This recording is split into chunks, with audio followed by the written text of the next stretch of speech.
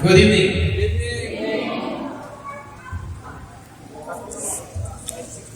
Yan, sige po,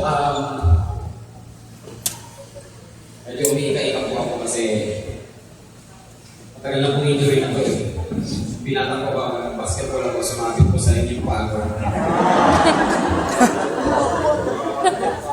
Mayroon lang nag-intensify training sa Tagaytay. Lagi ko lang bumigla ko. Nakalimot na naman ako, nasobrahan na naman ako ng lundag. Ayun, sumabit na naman. Anyway, sige po. Pinupo tayo lahat ng pamigit, malalim po tayo. Panginoon, pinupoy ka namin. We thank you for your word. We thank you, Lord, that you meet our needs, Lord, that you speak to us, that you strengthen us through your word. Hindi namin ngayon, pero kami matakalupa, at hindi namin kami magkakatasin ng iyong salita ng lingkod, at yung banal na Espiritu ng Panginoon, at pag-empower po na lahat ng ito. Salamat po. In Jesus' name, Amen at Amen. Let me talk to you about wisdom. Kaman pag-sabi ng malakas, wisdom. Sino po rito naniniwala kailangan natin pare-pareho ng wisdom? Napunin niyo ang isang daw sa isang school, nagkaalon po si Beauty sa si Prince. Naniniwala ko sabi niyo po mga beautiful ang faith. Kumagal mo na sa puti. Okay? Nagkalo sila, sabi kinakantsaman ni Beauty ito si Prince. Sabi niya, nerd. Meron pa daw sa harap. Nerd. Sabi siya. Sumagot si Beauty at sabi niya, what is beauty when the brain is empty? Sa Tagalog, aanhin ang ganda kung sumat. Sumagot siya si Beauty. Sabi niya, what is knowledge when the face is damaged? Sa Tagalog, aanhin mo ang mataas na grade kung mukha mo hindi upgrade. Sumagot ulit si Brain, sabi niya, well, knowledge can make money and money can repair the damage. In other words, well, pag mataas ang grade, magkakaroon ng mataas na salary, at kung may mataas na salary, pwede magpa-plastic surgery. Okay? Naniniwala ba kayo, wisdom is superior? Tama-tama. We agree, wisdom is superior. Napakahalaga talaga ng karunungan. Parang ninyo, ito lang eh, sabi sa Proverbs 3, verse 13 hanggang 18, sabi niya, blessed is the one who finds wisdom, the one who gains understanding. Why? Because she is more profitable than silver and yields better resource than gold. And not you desire that compare with her. Sabi niya, wala na naman ang ipapatay na hinahanap mo kaysa sa wisdom. Sabi niya, no? Tapos, long life is in her right hand, in her left hand, the riches and honor. Sabi ito yung mga kuha mo sa wisdom. No? Meron kang long life, meron kang riches, meron kang honor. At tuloy-tuloy yung magbabasa dyan, sari-sari ka mga blessing para ang aladala ng wisdom sa buhay natin. Bakit nga ba? Kasi nga alam niyo, having wisdom is not just you having the right answer. Diba yun eh? Kung mayroon kang sagot, alam mo yung tamang sagot, no? Wisdom is also having the right kind of life, having the right relationship, the right choices, or the right abilities. Yun ang ibig sabihin ng wisdom. Actually sa Bible, napakalawak yung salita ng wisdom na yan sa Hebrew ay hakam. Pag dinranslate ka talaga yan, actually ang lawak niya. Pero alam ba rin yun? Sa wikang Pilipino, mukhang malapit yung magkakatranslate natin. Pag sinabi kasi natin na dunong o karunungan, di ba pag sinabi natin dunong, hindi naman natin ginagamit yan sa intelligence as in sa IQ, tama? Di ba? Saan natin ginagamit ang karunungan? Pag sinabi mo, of course, pwedeng marunong sa school. Okay, sabihin mo, matalino siya, o sa academic. Pero pwede rin siya, pag sinabi mo, marunong makisama. Of course, hindi na pag-aaral ang pinag-uusapan doon, kundi skills na sa relationship, tama? Pero tama ba? Pag sinabi niyo marunong mag-basketball, no? Hindi sabihin mo, basta ano lang, makamagrin mo lang, makashoot lang, kundi alam niya talagang maglaro, right? Pag sinabi niyo marunong mag-drive, again, it's about skills. So, ibig sabihin, kasi ang wisdom na sa Bible, malawak yan. Hindi lang dito, hindi lang talino, kasama dyan yung husay, kasama dyan yung galing, no? Kasama dyan yung ating mga abilities, kasama dyan yung uri ng lahat ng ating pambuhay. No? Kaya napakahalaga yung wisdom. No? At gusto natin na mas magandang buhay, mas magandang future, mas pinagpalang ministry ng Panginoon. Alam niyo, lahat tayo kailangan natin ng wisdom. And the same thing, want to talk about impersonate the Bible, ano talaga, grabe, matindi talaga ito pagdating sa karunungan. Come on, sino kaya yun? Sino kaya yun? Okay? Of course, no other than Solomon. Gusto ko na, I just want us to have a glimpse of this wisdom. Kaya yan, ang karunungan po si Solomon. Sa 1 Kings 4, binag-describe lang siya nito, no? God gives Solomon wisdom, very great insight and a breadth of understanding, especially as the sun on the seashore. Dabram niyang karunungan, nalalaman, no? Tapos verse 30, sabi, Solomon's wisdom was greater than the wisdom of all the people of the east and greater than all the wisdom of Egypt. Matalino siya isa sa mga Chinese at sa panahon pa ng China, mga oldest civilization kasi yan, no? Kahit sa Egypt, sabi, mas matalino siya. Tapos verse 31, he was wiser than anyone else, kahit kanino, no? Including Ethan, the Israelite, wiser than Heman, Calcol, and Dada, the sons of Maur, mga kilala, mga sikat na mga maruot na tawag ng panahon, pero hindi ko sila kilala. Ang mga kilala kasi natin sa panahon ngayon, pag sinasabing marunong, di ba, sino pag kilala nyo? Pag sinabing mga wise men, mga genius, sino naaalala nyo? Of course, andyan si Einstein, di ba? Sino ba? Mga philosophers, andyan si Plato, no? May anak yan, si Platito, si Socrates, sino pa, no? Alam niyo, these people are wise, pero alam niyo, ikukumpara ko si Solomon, grabe siya talaga pagdating sa wisdom, no? At dahil dyan, alam niyo, grabe, ang dami dinalang blessing ito sa kanyang buhay, no? Ngayon, sino ito sa inyo gusto talaga na magkaroon ng wisdom? Paano naman? Gusto mo natin magbuhay talaga ng wise pa, no? Napakahalaga kasi ito. Gusto ko tingnan nyo ang pinag-ugatan ng lahat ng ito. Bakit siya tumanggap ng ganitong klase ng wisdom from the Lord, no? Gusto ko tingnan niyo yung chapter 3, verse 7, hanggang sa mga susunod na mga verses.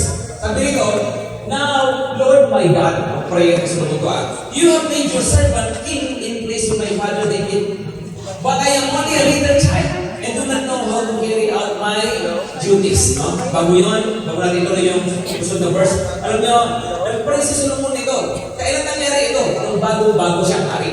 At nung bago siya talaga mag-umpisa, bago pa na siya sa kanyang panunungkulan, siya ay naghandog muna sa Panginoon, nag-worship muna kay Lord.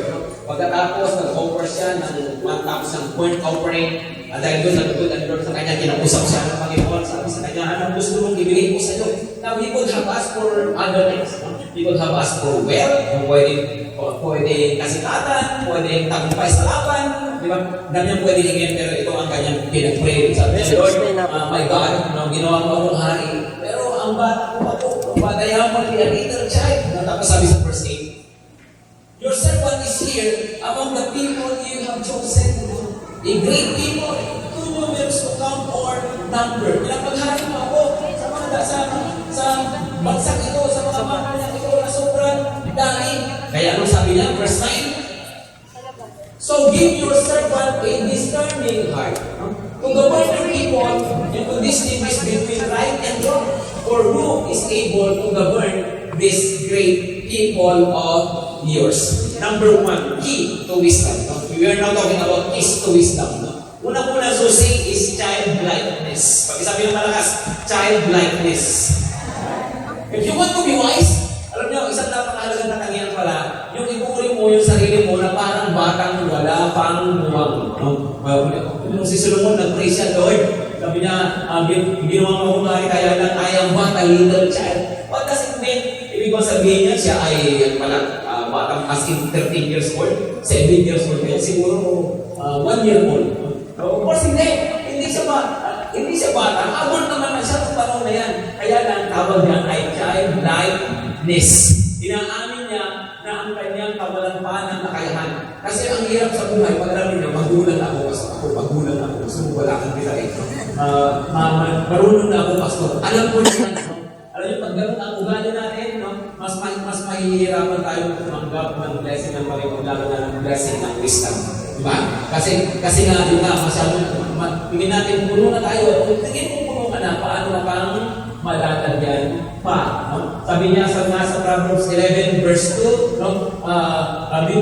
When pride comes, then comes disgrace. No? But when humility comes, wisdom. With humility comes wisdom. wisdom, kung ikaw mag-pride, nauuwi lang daw sa kahihiyan. Mapapahiya ka lang talaga. Pero sabi niya, kung ikaw marunong magpakababa, binibigyan ka pa ng Panginoon ng karunungan. At ang maganda dyan, kung babasahin mo sa mga susunod na verses, with wisdom comes riches, honor, di ba? Sabi nga niya, no?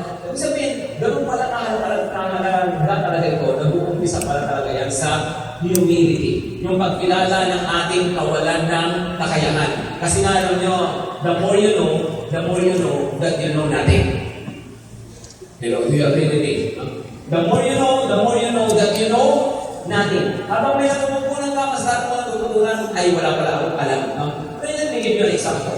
Di ba kung tayo ngayon, di ba sa lugar na to, let's say, may are 700 people here. Di ba 700. No? Alam ba ninyo, bawat isang andito sa lugar na to, mayroong at least isang alam na hindi mo alam. Agree o agree? Okay? Naniniwala kayo? Mayroong bawat isang tao rito, mayroong alam na hindi mo alam. So, ibig sabihin, ako na lang. Kunwari, 700 kayo, tapos ako. Okay? Kung bawat isa sa inyo, mayroong isang katotohanan na hindi mo alam, ibig sabihin nun, mayroong 700 truths na hindi mo alam. Tama ba, mga kapatid? Ibig sabihin, ganoon karami yung hindi mo alam. Eh ngayon, nabubuhay tayo sa Pilipinas. There are 105 million people in the Philippines. No? Ibig sabihin nun, mayroong 105 million na katotohanan na hindi mo alam. Ganoon karami yung hindi mo alam. Kaya walang, sino man dito sa ating isang kasi kung makasa tayo, alam mo, kayo omniscient, di ba? All-knowing, di ba? Parang alam mo lahat, parang ang galing-galing mo na, parang, di ba? Parang wala nang kailangan Panginoon sa iyo. Kapatid, be humble. Pakilapin ka katabi pang isa din, be humble. Okay, kung kailangan natin aminin yun, di ba? Kasi wala sino man dito sa atin ang mayroong monopoly ng wisdom. No? Wala kang monopoly ng wisdom. Lahat na lang alam mo, kasi lahat na lang magaling ka, ikaw mag-export sa lahat ng bagay. Diba?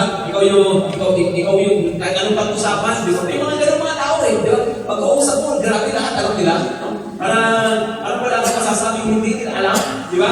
Pero sa totoo lang, walang sino man dito sa atin na mayroong monopoly ng wisdom.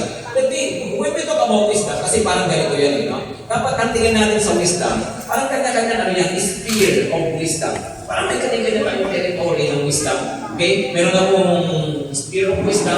Tapos sphere of wisdom na yun, marami akong kasi maraming tao din nandiyan sa sphere of wisdom na yun. Pero meron pang iba pang sphere ng wisdom na hindi sa'yo, hindi wisdom ng iba. Tama? Pero, tama ba?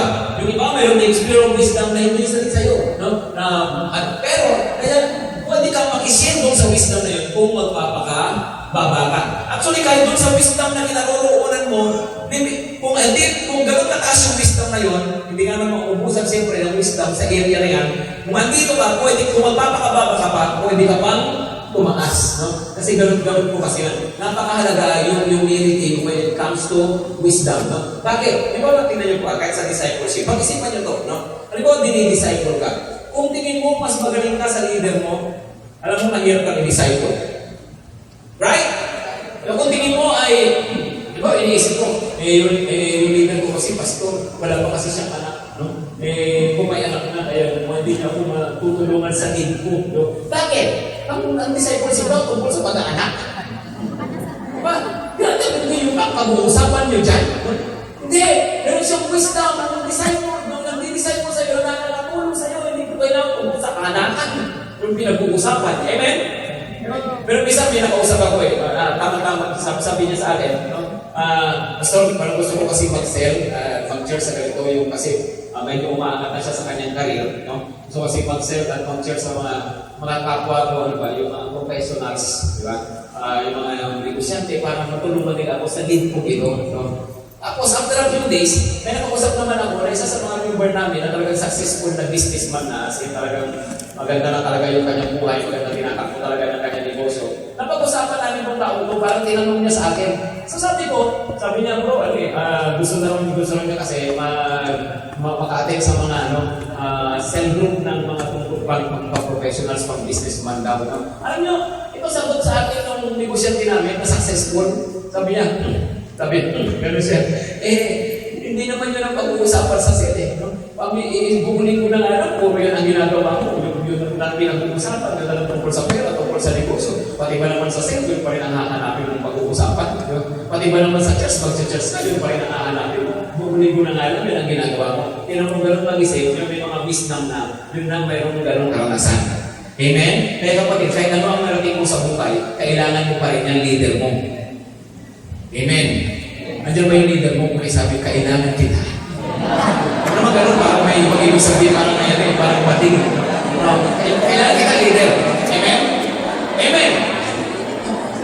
So, we need our leaders. No? And it takes humility. It takes humility talaga para tayo magpa-disciple, para tayo yung maghihimbog pa ng karunungan ng ibang tao. No? Kailangan talaga namin ng magpakababa. Actually, ganito ang tamang attitude yan. Pag hindi nyo mabuti ito, ay baba sa church nyo.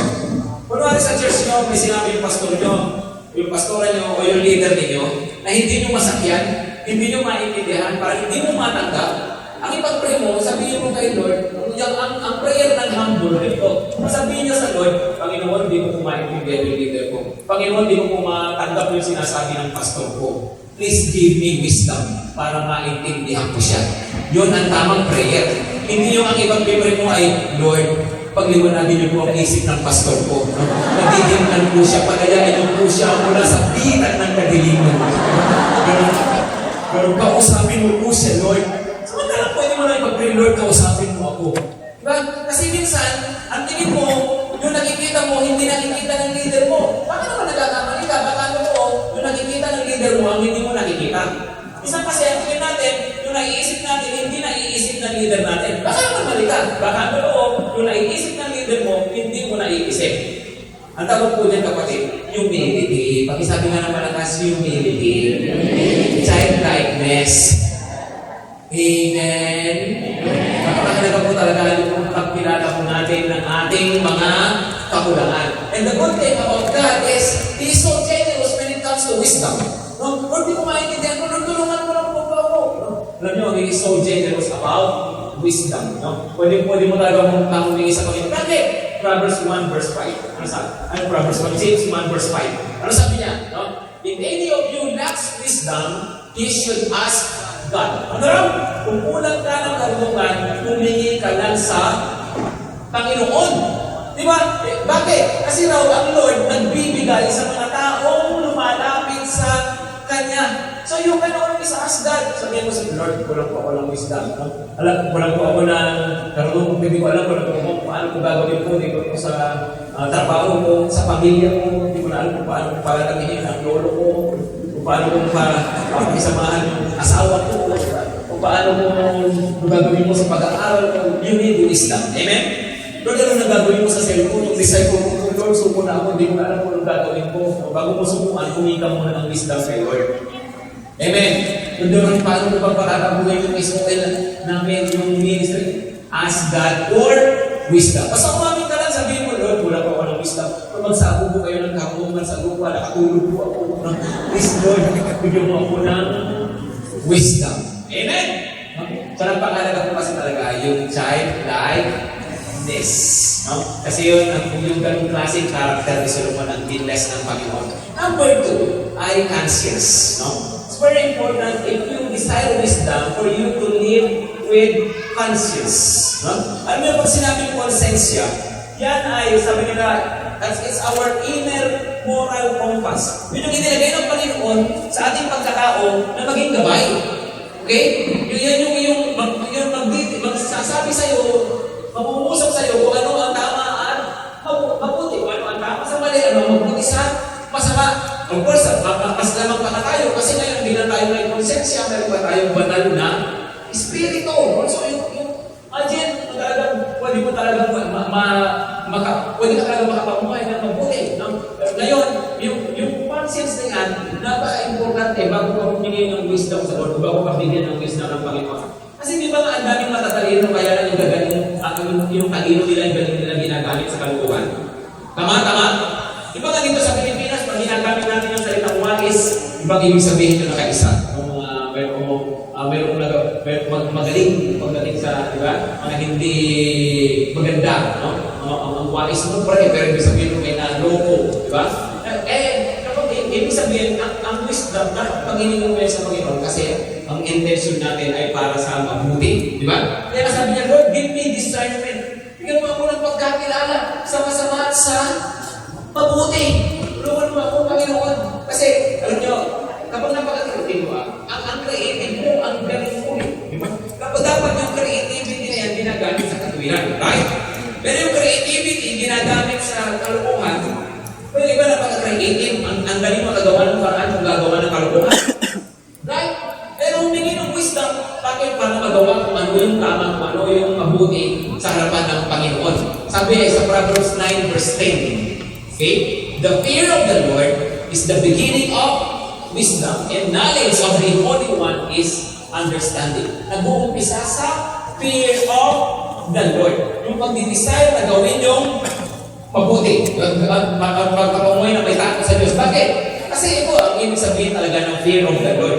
Sa Proverbs 8 verse 13, to fear the Lord is to hate evil. Ayun mabuti To fear the Lord is to hate evil. Kapag may takot sa Diyos, ibig sabihin, pinapuputan ang masama. I hate pride and arrogance in behavior and perverse speech. Sabi niya. Okay? So, ibig sabihin po, ang wisdom binibigay ng Panginoon kapag tayo, ang intention natin, kasi gusto natin gumawa ng mabuti, gusto natin gawin yung tama sa harapan ng Panginoon. Kapatid, hindi ko kung wala kang choice. Kapag wala, kailangan mo lang humingi ng wisdom. Kasi di ba, kung alam mo lang, Pastor, hindi mo lang natin hindi. Yung klase ng trabaho ko, wala akong choice kung di magsinungaling. Wala akong choice kung di mag-compromise. No? Why did you ask God for wisdom? At pwede ka naman tulungan ng Panginoon at magawa mo yung tama. Amen? Amen. Number 3, na key to wisdom is concern or compassion. Bakit?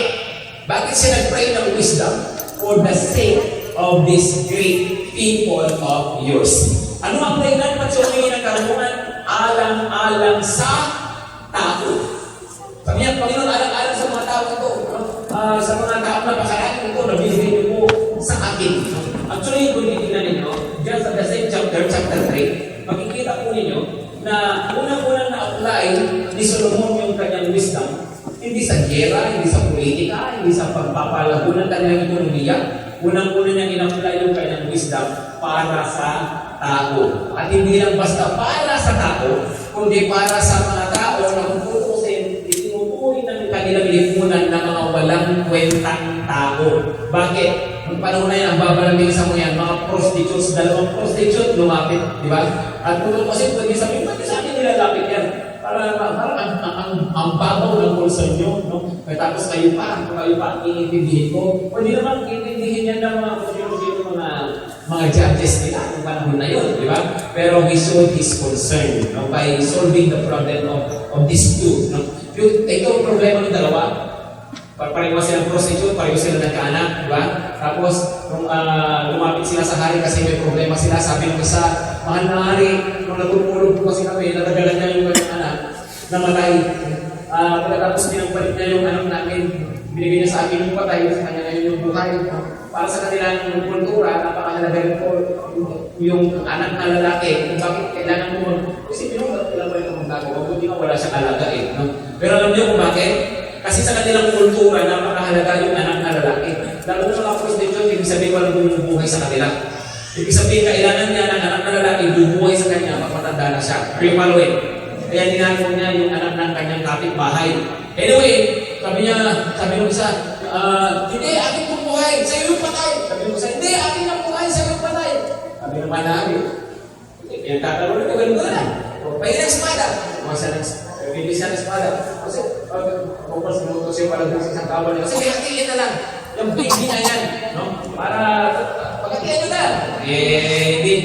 Hindi nyo, pinag-aawayan nyo No? Anong sagot ng isa? Ang sagot ng isa. Sige, hatiin na lang. Kasi kung hindi siya mapapasa akin, hindi rin siya mapapasa'yo. Hindi yan paglablay, ha? Iba humugot na naman. Kung hindi siya mapapasa akin, sasagasaan ko siya doon. Pwede, yung panglablay, pang ano yan, ha? Pang anak. No? Anyway, sabi ng isa, pag pumanahan yung narangko, sa kanya na lang, huwag lang siyang patayin. Ano sabi ni Solomon? Ito ang tunay na nanay. No? Alam nyo, sa ngayon parang common story. Pero nung panahon na nangyayari yan, ang hindi yung dating sa mga tao. Pero alam nyo, gusto ko ma-appreciate natin dito. He first applied his wisdom for other people. Alam nyo, ang dapat kung ikaw binigyan ng karunungan, ang unang-unang makikinabang sa'yo dapat yung tao. Amen. Hello, amen ba? Dapat may kapakinabang ka sa kapwa.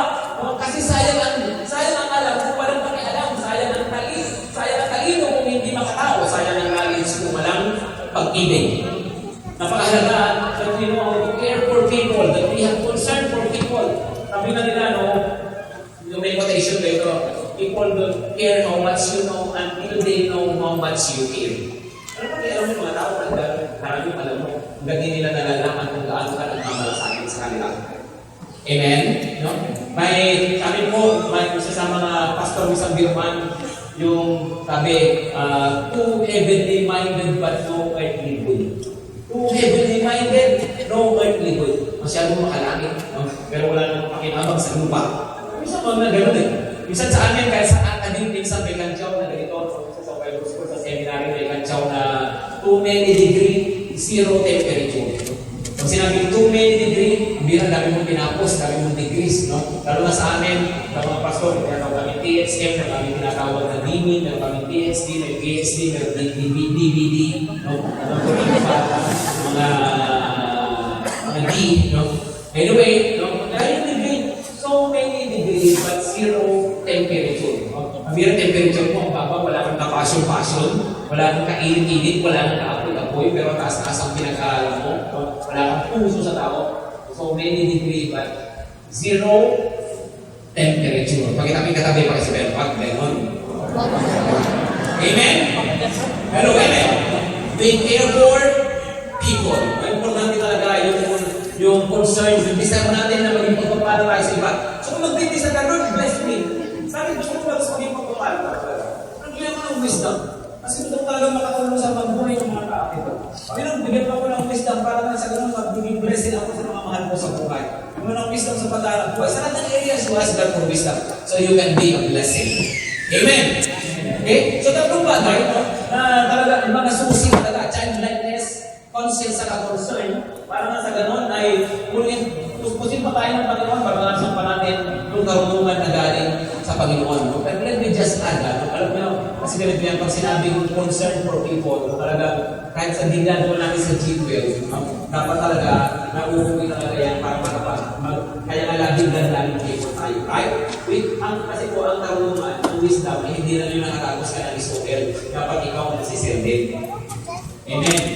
Hindi mo nakatapos ka lang ng Bible School, dapat ikaw ang nag-disciple. Amen? Okay? So, concern, napakahalaga, no? Na yun na may makinabang sa atin ang ating kapwa. Okay? So, yun yung mga, sa sunod, binigyan ng Panginoon na sa tagutak na wisdom. Ako na mayaman, nasa lahat-lahat, dami, na-enjoy yung lahat-lahat, no? Daming bunga ng wisdom sa kanyang buhay. Kaya nga, hindi naman kasi doon ang tapos ang kwento. Ito ang malungkot. So, tingnan nga, chapter 11, verse 1, hanggang verse 4. Ito muna. King Solomon, however, sabi lang nakas, however, yun yung hirap din eh. Yung kwento ng buhay mo, may however. Diba, he is so blessed, he is so blessed. Pero kasi biglang magkakaroon ng however, yung however, no? Kumusta? Ever? No? However. Pero pag sinabi, di ba, kapag sinabi, however, kaya lang. Sabi ka ng malakas, kaya lang. Yun eh, no? Grabe, okay na sana eh. Ang ganda-ganda ng buhay ko ng buhay, kaya lang ay nasukan ng kaya lang, no? King Solomon, however, loved many foreign women besides Pharaoh's daughter. Ito ang naging problema niya. Ang dami niyang minahal, no? Ang dami, no? Alam niyo, ang sabi ng iba, pag pinag-usapan ng bagay ng asawa ng Solomon, sabi ng mga scholars, hindi naman kasi ito yung dahil sabi gusto niya lang, iba diyang political, kasi para magkaroon ng training, magkaroon ng formal na sa mga activity topic bansa. Well, pwede ito ang maliwanag na sabi ng Biblia. He loved. Minahal niya silang lahat. Ito po ang problema, kaya nga naging however, bakit yan po ang naging dahilan ng pagbagsak ni Solomon. Di ba nga nakakalungkot? Ang binira, ang dami dyan ang tatalino, pagdating sa love life na bumobo. Sabi yung Pastor Lee Fernandez, nakakita ko sa inyo, sabi niya, ang binira, nung elementary, valedictorian. Nung high school, valedictorian. Nang mag-college si Sarian, kasi na, uminira lang puso. Alam nyo, hindi mo mapagkakatiwalaan ang damdamin. Alam nyo, hindi mo talaga you can never allow your emotion to drive your life. Ay, si Solomon, grabe, yun mismo, ang puso niya nasa sa kanyang buhay. Hindi nyo ha? Sabi niya, ang dami niya pinakal. Moabites, Ammonites, Edomites, Sidonians, and Hittites, di ba, Moabites, ang babae yung Demonites, tapos sino-sino pa mga parasites. Okay? 2, tingnan yung verse 2. Sabi, they were from nations about this the Lord that told the Israelites, you must not interfere with them, because they will surely turn your hearts after their gods. Nevertheless, Solomon held fast to them in love. Kaya sa liwanag sabi ng Panginoon, huwag kayo mag-aasawa ng mga ganyan, no? Kasi ililigaw nila kayo, ilalim nila kayo sa akin. Pero si Solomon, hindi na kinig, ang talino Ang talino, alam nyo, totoo lang si Solomon, kung ililigaw mo ng panahon na yan, kaya niya ipangatuwiran ang lahat ng kanyang ginagawa. Actually, to the point na sumamba na siya sa mga Diyos-Diyosan ng mga asawa niya, kahit doon, kaya niya ipangatuwiran. Yun ang hirap pag mali na kasi yung puso mo, pag may problema na yung puso mo, kahit mali ipapangatuwiran mo na. Gagamitin mo yung talino mo, yung isip mo, lahat naman kaya ipangatuwiran. Si Solomon, di ba tingin mo yan kung mali ginagawa mo, Solomon? Hindi dapat sinasamba mo yan. Kaya kanyang talunin sa liwati. Yun ang masama. Kasi nga, nung nasusunod na yung kanyang puso, hindi na natatanggap yan ang tamang katuwiran. Meron ng sariling katuwiran. Kapatid lahat tayo, kaya mga katuwiran. Pero hindi po di kaya mga katuwiran, tama ang iyong sinasabi. Lahat naman ang kaya mga salita, pwede mga katuwiran. Lahat naman ang kaya mga salita, lahat naman kaya mag-isip, pwede mga katuwiran. No? Pero ang tanong, yung bang kinakatuwiran mo, tama? Kaya si Solomon, grabe, dinadjustify na niya yung kanyang kamalian, na-rationalize na niya yung kanyang kamalian. Kasi nga, ang talino Pero saan nabugat yun? Ang problema niya talaga, yung kanyang puso. No? Pero ang pinaka-problema, kasi nga kapatid, kapag kayo mabuti ito kung may mali ang puso, may tama ang ulo. May mga gusto niya. Parang pakitabi-katabi. Kung may mali ang puso, may tama ang ulo. Okay. Alam niyo, ito. Mali na yung walang puso kaya. Yung mali ang wala niya. Wala na. Puro mali na rin. Kung iniisip niya, puro mali na rin. Ako sabi pa dyan, di ba? Pagkabat may warning ang Panginoon, hindi niya sinusunod. Tapos sabi, nevertheless, Solomon held fast to them in love. Nevertheless, Solomon held fast to them in love. Held fast, ano yung sabihin ng held fast? Gamit kapit. Gamit niya niya. Binakal. Sabi niya, held fast. Sabihin, ayaw niya bumitaw. In love. Kung hindi namin yung salita in love. Grabe ko sa Solomon. Hindi ko makal. Ang daming binakal talaga. Held fast pa. Ang ibig sabihin pa rin, hindi tayo mapaging hirap at ginawa. Ang kahirapan mo kayamanan. Kahit Diyos o demonyo, hindi tayo pwedeng paghibalayin. Diyos o demonyo, hindi tayo pwedeng paghibalayin. Pero kung bumitaw-bitaw ka rin, huwag kang ganyan. Amen? Tuloy natin, verse 3. Sabi niya, he has 700 wives over.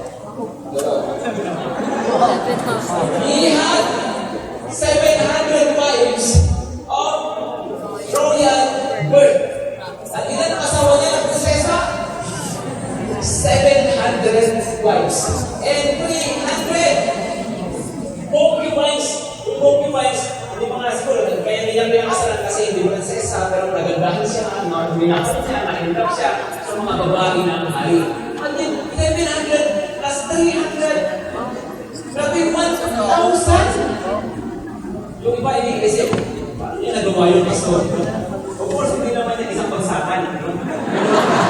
Ano ba kasi sa araw na ito, 1,000 asawa?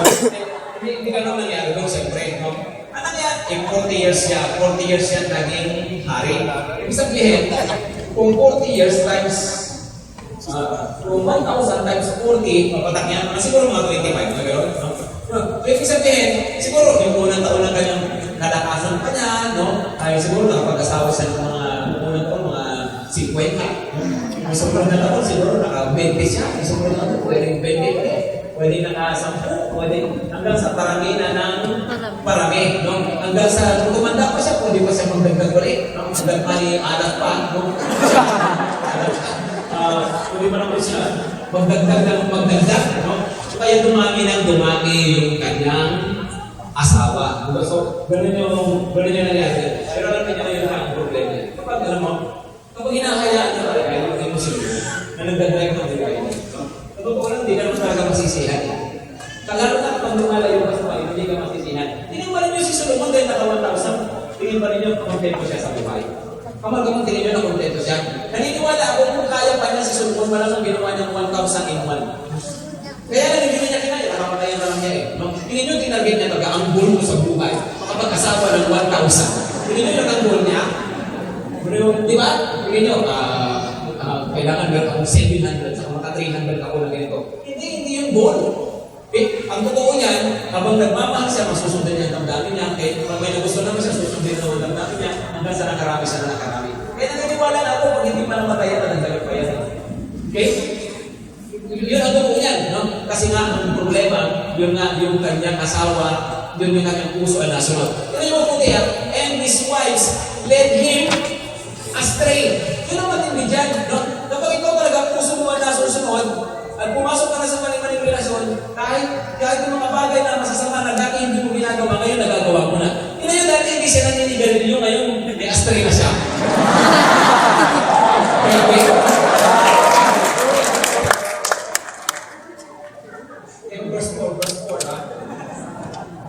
Sabi, as Solomon grew old, his wives turned his heart after other gods, and his heart was not fully devoted to the Lord his God, as the heart of his father David had been.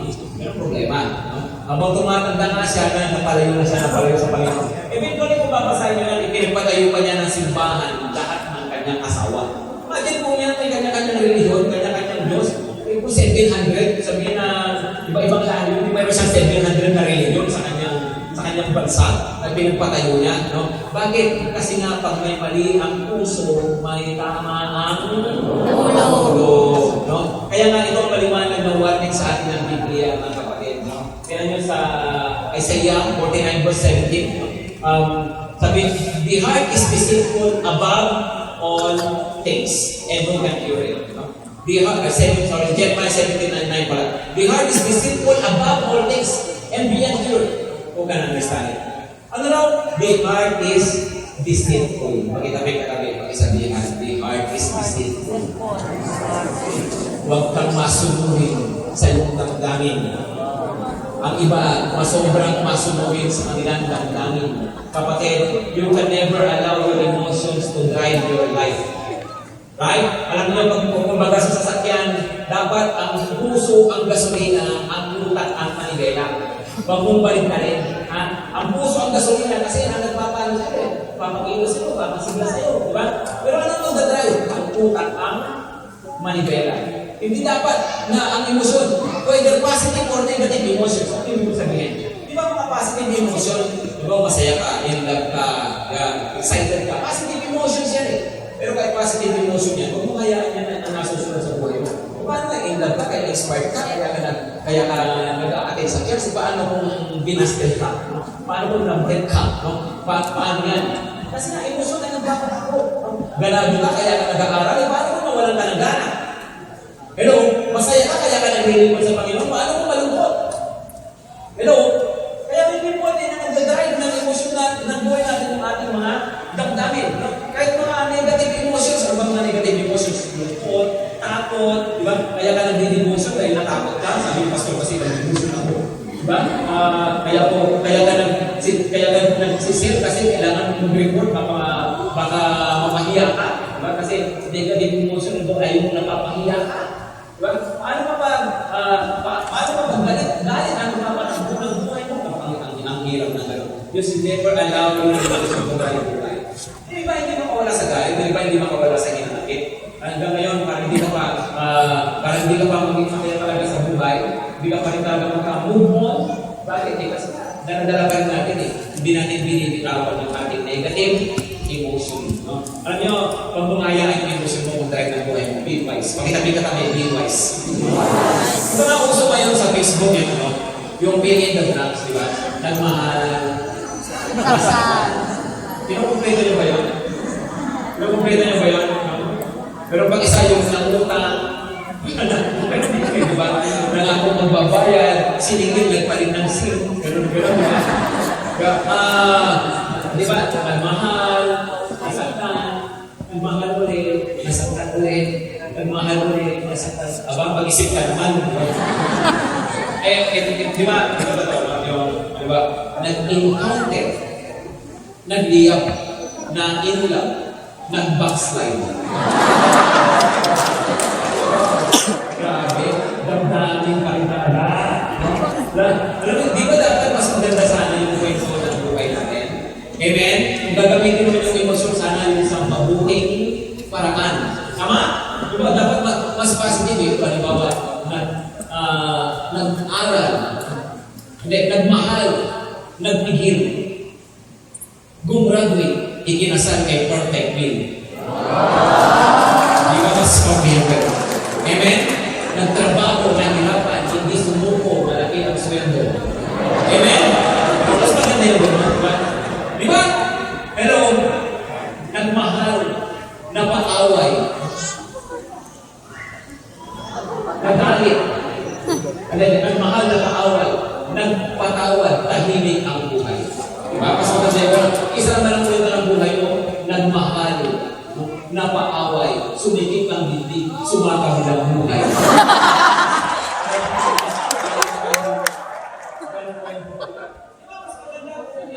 Hindi na talaga sa mas mabuti. Tama? Hello! Tama nga kapatid. Ito nga. Ito, complete nga ito. Nag-G12 na issue.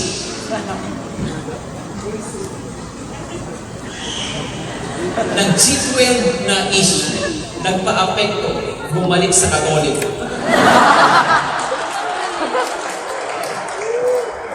Ito ba? Nag-G12 na issue. Nawala ang passion, hindi na ng devotion. Nag-G12 na issue. Nawala ang passion, hindi na ginawa ang Great Commission. Hindi naman. Hindi na nagkaroon ng issue ng pagkadutan. Kay G12 kung wala, dapat naman talaga nag-devotion ka eh. Kay G12 kung wala, dapat naman talaga ginagawa mo ang Great Commission eh. Pero ano kailangan ng G12 doon sa mga 28-19, kahit naman wala yung G12 na yan, utos pa rin ito. Kung Joshua 1:8, pag kulay-kulay ka na sa salita ng Panginoon, kahit naman wala yung G12 na yan, utos pa rin ng Panginoon. Amen? Amen? Hindi ka na nag-church dahil sa... Come on, hindi ka nag-send, hindi ka na mag-give. Ang sabi, lahat naman na yan. Kahit naman may G12 kung wala, utos pa rin ang Panginoon yung mga yan. Dapat ko pa rin gawin. Amen? Kapatid, okay?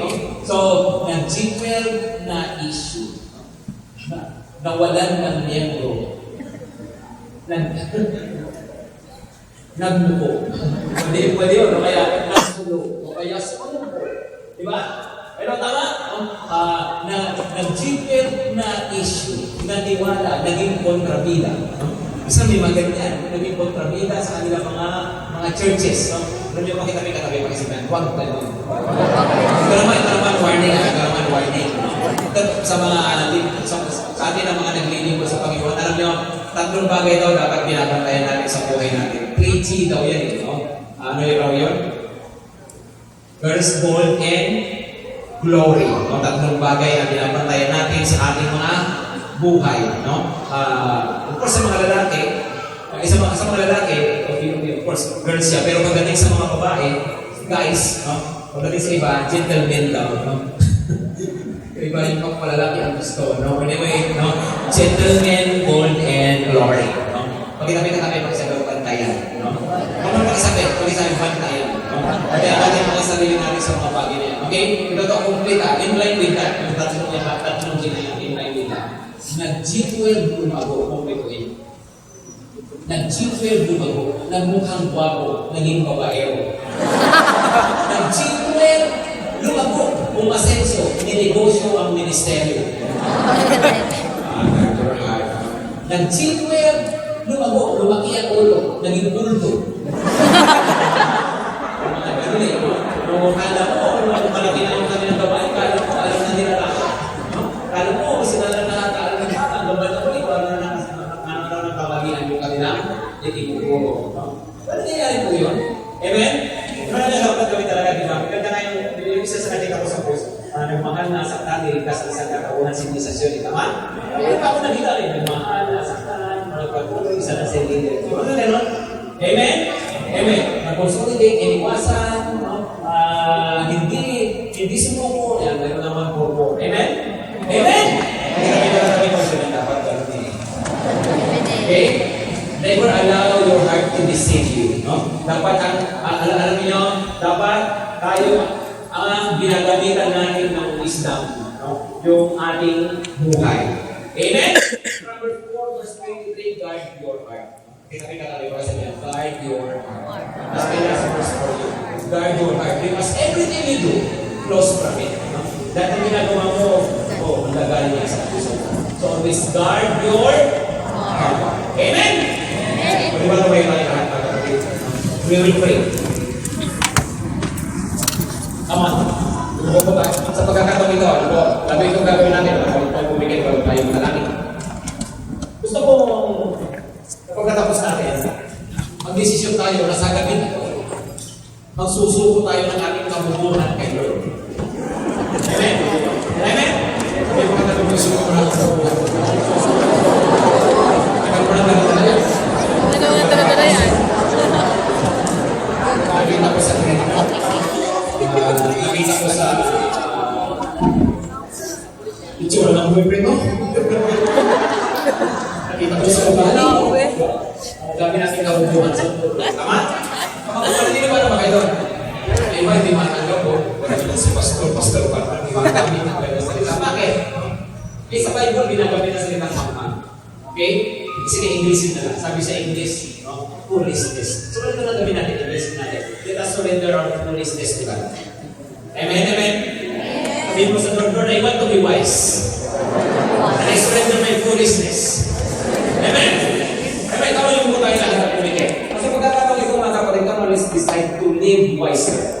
I don't know kung anong area ng buhay mo na parang somehow nabigay ka na sa nasunod ka lang sa'yo ay yung damdamin mo. Especially for our young people here, let me issue this challenge to you. Pinag-uusap ka ng Panginoon na lungkot. Sa pagkakataon ito, sa paanong paraan, ang dami mo na nagpatakbo sa iyo. Maybe, pumasok ka sa isang hindi tamang relasyon. Maybe, gusto mo na, alam mo, hindi pa naman tamang panahon, hindi pa naman talaga pwede, pero gusto mo ipilit. Pero ngayon, maybe the Lord is calling you, anak, be wise. Be wise. Alam mo, hindi yan ang pinaka-best para sa iyo. Alam niyo, mga kapatid, parang ang sarap lagi pagbigyan ng marami.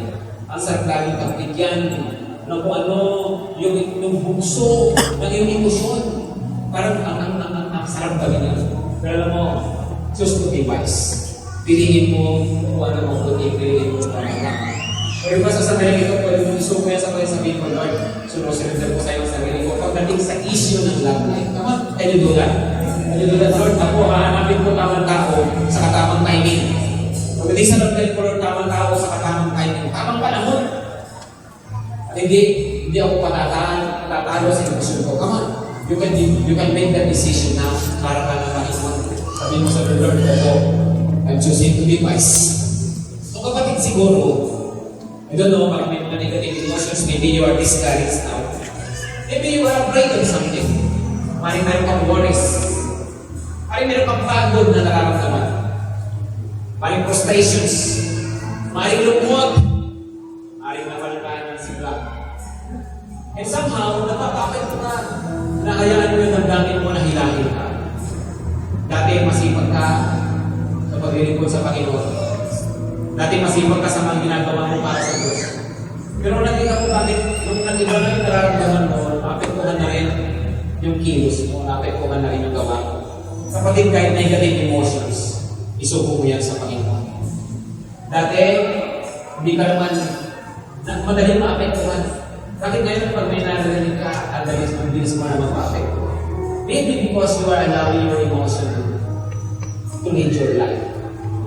Sa sandali ito, pwede kang sabi sa Panginoon, Lord, sinusuko ko sa iyo negative emotions. Lord, yung galit ko, sinusuko ko. Yung sama ng loob ko, sinusuko ko. Siguro baka sumama ang loob mo sa leader mo, sa pastor mo, pwede rin may galit ka sa ibang tao. Surrender mo yan kapag patawad ka na, sabi ng Panginoon. Ano, pwede nakatakot ka. Kung di takot ang umiiran sa buhay mo, kaya hindi mo magawa, kailangan ng gamin. Sabihin mo, Lord, I surrender this emotion to you, Lord. Yung mga alalahanin mo, ito, Panginoon, pinagkakatiwala ko po sa iyo. Pero po ba rito discourage? Ano ba rito? Na pinanghihina kayo na loob. Pero nararamdaman yung pagod. Parang nakakapagod ang maglingkod sa Panginoon. Kapatid, sasabihin ko sa iyo, natural lang yan kahit naman sino. Pwede makaramdam ng pagod. Pwede makaramdam ng somehow para gusto mo magpahinga. It's normal. Pero hindi to the point na bibitawan mo ang pinapagawa sa iyo ng Panginoon. Hindi yung klase ng pahinga na titigilan mo ang pinapagawa ng Panginoon. Kasi sa totoo lang, hindi handle mo ng tama ang pagod mo, tulog na ng katapat niya, pahinga mo hindi lang ng katapat niya. At babalik ko rin ang iyong sila. If you are frustrated, if you are discouraged, if you feel pressured, alam mo, gusto kang bigyan ng Panginoon ng kanilawakan. Gusto kang bigyan ng Panginoon ng kapayapaan. Surrender mo rin yung mga negative feelings sa harapan ng Panginoon. Come on. Sabi mo sa Lord, Lord, hindi natin sinusubo ko rin sa iyo. Come on. Usapin mo ngayon ang Panginoon kung ano man yung negative feeling na yan. Kung ano man yung positive feelings na yan. Yung positive emotion. It could be love. It could be yung masyado kang masaya ngayon sa buhay. Dahil masaya ka, parang wala kang oras para sa Diyos. Parang hindi mo na asikaso si Lord.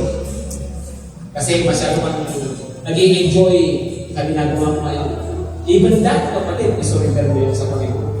Lord, sinuso, this is full, this is Lord. And I want to be wise. Ayaw ko na ang buhay ko mag-i-interact ng puso ko. Panginoon, ang buhay ko dapat interact ng salita mo. Ang buhay ko, Panginoon, dapat yung katotohanan ko ang mas Lord. Because that is wise living. The knowledge of the Holy One. The knowledge of God. O Panginoon, lumalapit kami sa inyo. Pwede ba ibato natin ang ating mga kamay sa ating mga puso? Surrender mo na. Surrender mo na, Panginoon, ang puso. Panginoon, lumalapit kami sa inyo. Sinusuko namin sa inyo yung mga puso po namin. Kilala mo kami, nababasa mo kami, alam mo yung lakas ng tigtig namin, Panginoon. Alam mo yung mga salubin po namin. You know how we feel, Lord. Nilikha mo kami ng mga tao na may emosyon. Kaya naiintindihan mo rin yung takbo ng mga damdamin namin, Panginoon. Pero at the same time, Lord, binigyan mo kami ng isipan, lahat na lang iyong pagkukumala ng Panginoon sa ng Espiritu. Panginoon pang siya mag-drive sa amin. Lord, we surrender our feelings to you. We surrender our emotions to you, Lord. Reign in our lives, Lord. At sa sandaling ito, Panginoon, ang bawat isang narito, Panginoon, mga kabataan, pagharian mo ang emosyon, pagharian mo ang damdamin, Panginoon. Kung para sa ganun, di ba? Kaso sa anumang relasyon na hindi mo gusto. Sa tamang panahon, Panginoon, sa tamang tao, ilaan mo sila, Lord. Tulungan mo ang mga kapatid po ikaw, Panginoon. Kayo ang masusunod sa kanilang napay. Kayo ang masusunod sa kanilang mga buhay, Panginoon. And lead them, Lord, to the right person, to the perfect way, Panginoon. Dahil mo po sila, Lord. Pwede po, Lord, kahit ano pang mga positive emotions pa ito, tulungan mo kami na ma-handle po namin dito ng tama. Tulungan mo kami, Panginoon, na sumunod sa iyo at paglingkod sa iyo. Hindi na kapag masaya kami, hindi na kapag nag-i-enjoy kami sa church o nag-i-enjoy kami sa cell, kundi maging committed kami sa iyo, Panginoon, na kahit ano ang nararamdaman namin, susunod kami sa iyo. We will be never given up.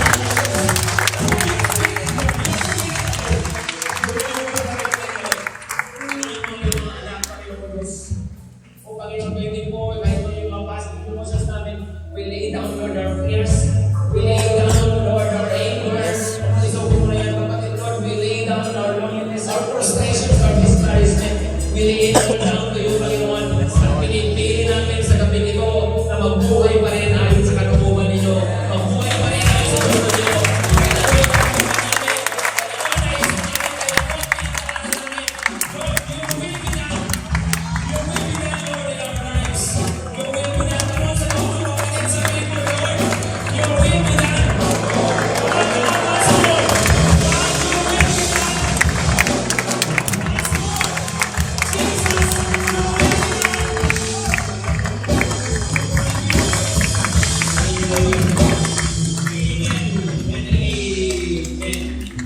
Ayun po ang Panginoon. Praise the Lord. Sige po.